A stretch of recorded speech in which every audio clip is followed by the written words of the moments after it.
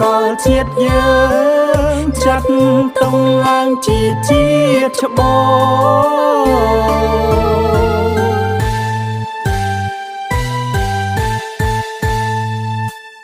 អា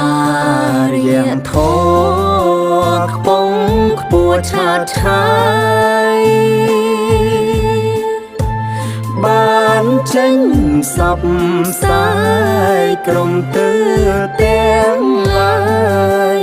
ចង់បពីសាសនាសិល្បៈចំឡាក់វិចិត្រគំនិតសិក្សាដន្ត្រីទស្សនវិជ្ជា